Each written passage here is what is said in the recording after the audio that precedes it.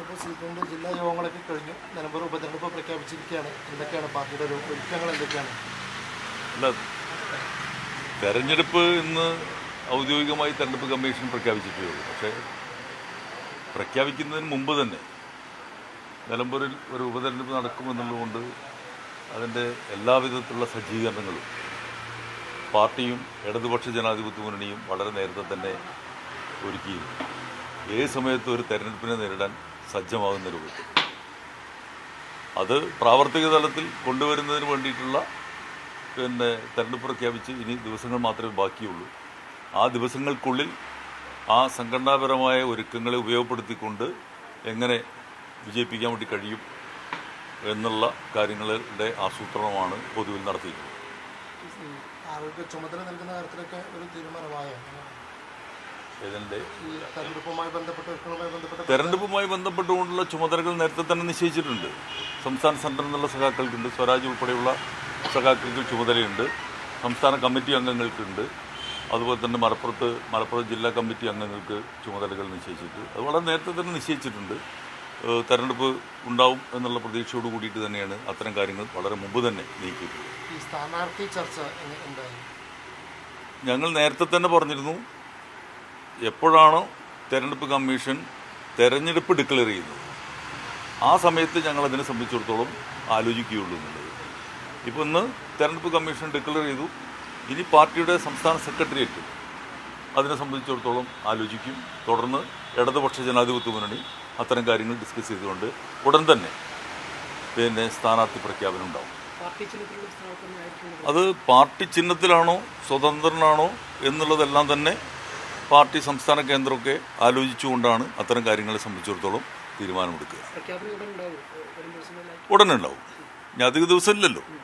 ഒരു പ്രാഥമിക ചർച്ച നടന്നു പാർട്ടിയിൽ ഇപ്പോൾ സ്ഥാനാർത്ഥി സംബന്ധിച്ച്. അല്ല, അത് സംസ്ഥാന സെക്രട്ടേറിയറ്റ് തലത്തിലാണ് അത്തരം കാര്യങ്ങൾ ആദ്യം നടക്കേണ്ടത്. അപ്പോൾ അതുകൊണ്ട് അത്തരം കാര്യങ്ങൾ അവിടെയാണ് ചർച്ച ചെയ്യപ്പെടേണ്ടത്. അവിടെ ചർച്ച ചെയ്യാം.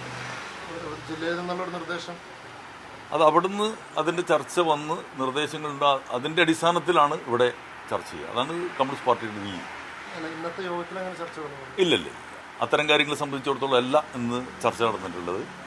ഇന്ന് ഞങ്ങൾ തുടർന്നുള്ള ദിവസങ്ങളിൽ പാർട്ടി സംഘടന ഇടതുപക്ഷ ജനാധിപത്യ മുന്നണി അതിൻ്റെ പ്രവർത്തനങ്ങൾ എങ്ങനെ കൊണ്ടുപോകണം എന്നുള്ളതിനെ സംബന്ധിച്ചിടത്തോളം സമയബന്ധിതമായിട്ട് അത് നിശ്ചയിക്കപ്പെടണം.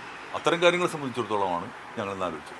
ശരിക്കും ഈ കാലവർഷത്തിൻ്റെ തൊട്ടടുത്ത് നിൽക്കുന്നത് നിലമ്പൂർ പോലത്തെ ഒരു എല്ലാ വർഷവും ഫ്ലഡ് ഏരിയ ആയിട്ടുള്ള ഒരു സ്ഥലത്ത് തെരഞ്ഞെടുപ്പ് വലിയൊരു വെല്ലുവിളിയല്ലേ ഈ ഒരു ഘട്ടത്തിൽ പ്രഖ്യാപനം?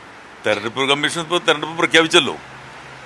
അപ്പോൾ ആ വെല്ലുവിളി ഇതിനോടൊപ്പം തന്നെ നേരിടുക എന്നുള്ളത് മാത്രമേ ഇപ്പോൾ അതിന് മാർഗമുള്ളൂ. നമ്മളിപ്പോൾ തെരഞ്ഞെടുപ്പ് വേണ്ടതില്ല എന്നുള്ള നിലപാട് സ്വീകരിക്കുന്നത് ജനാധിപത്യത്തിൽ നടക്കുന്നതല്ലല്ലോ, നടക്കേണ്ടതാണല്ലോ. ജനപ്രതിനിധി വേണമല്ലോ.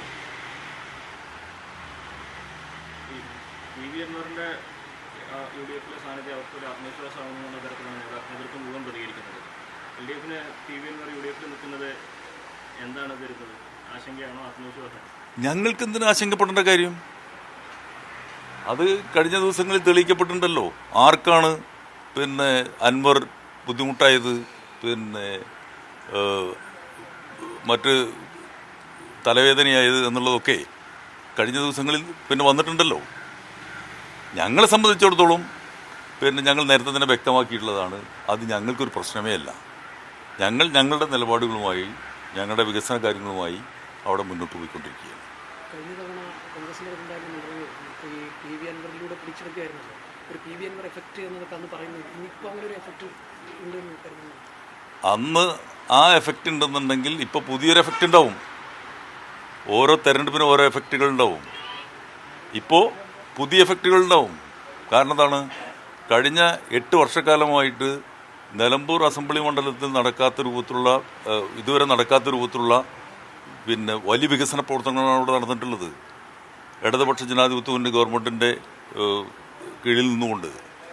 അപ്പോൾ സ്വാഭാവികമായും അവിടുത്തെ ജനങ്ങൾ ഇടതുപക്ഷ ജനാധിപത്യ മുന്നണിയെ വിജയിപ്പിക്കുന്നതിന് വേണ്ടി തയ്യാറാവും. നിലമ്പൂരിലെയും സംസ്ഥാനത്തെയും വികസനങ്ങൾ വോട്ടായി മാറുമല്ലോ. തീർച്ചയായിട്ടും. കഴിഞ്ഞ ദിവസം കേരളത്തിലെ മുഖ്യമന്ത്രി കേരളത്തിലെ 3.5 കോടി ജനങ്ങളുടെ മുമ്പിൽ നടത്തിയ വികസന പ്രവർത്തനങ്ങൾ എണ്ണി അക്കമിട്ട് പറഞ്ഞല്ലോ. അതെല്ലാം കേരളത്തിൽ നടന്നിട്ടുള്ളതാണല്ലോ. ഒന്നും നടക്കില്ല എന്നുള്ളിടത്തുനിന്ന് കേരളത്തിൽ ഇതെല്ലാം നടന്നല്ലോ. അതിൻ്റെ പ്രതിഫലനം നിലമ്പൂർ അസംബ്ലി മണ്ഡലത്തിനകത്തുണ്ട്. ഏതാണ്ട് 2000 കോടിയിൽ പരം രൂപയുടെ വികസന പ്രവർത്തനങ്ങളാണ് കഴിഞ്ഞ 8 വർഷത്തിൻ്റെ ഉള്ളിൽ നിലമ്പൂർ നടന്നിട്ടുള്ളത്. അതാ നിലമ്പൂരിൻ്റെ ചരിത്രത്തിൽ ഇന്ന് വരെ നടക്കാത്ത രൂപത്തിൽ വികസന പ്രവർത്തനങ്ങളാണ്.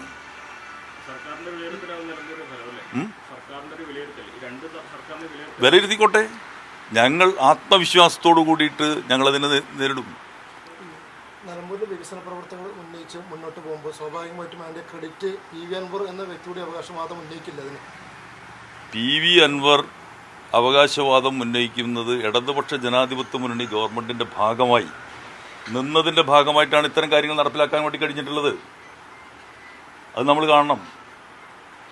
കേരളത്തിലാകെ നടന്നുള്ള വികസന പ്രവർത്തനങ്ങളുടെ ഭാഗമായിട്ടാണ് ഇത് വന്നിട്ടുള്ളത്. അദ്ദേഹം ഇടതുപക്ഷ ജനാധിപത്യ മുന്നണി ഗവൺമെൻറ്റിൻ്റെ ഭാഗമായി ഇടതുപക്ഷത്തിൻ്റെ ഭാഗമായി നിൽക്കുന്നത് കൊണ്ടും അതിൽ ജനങ്ങൾ വിശ്വാസം അർപ്പിച്ചുകൊണ്ടുമാണ് ഈ വികസന കാര്യങ്ങൾ ആ പീരീഡിൽ നടപ്പിലാക്കാനായിട്ടുള്ളത്. അത് ഇതിനോടൊപ്പം ചേർന്ന് നിൽക്കുമ്പോഴാണ്. വലതുപക്ഷത്തേക്ക് മാറുമ്പോൾ എല്ലാം നടക്കുക. വലതുപക്ഷത്ത് നിൽക്കുമ്പോൾ നിലമ്പൂരിൽ എന്ത് നടന്നു എന്നുള്ളതിൻ്റെ ഉത്തരവ് അവിടെ ഉണ്ട്.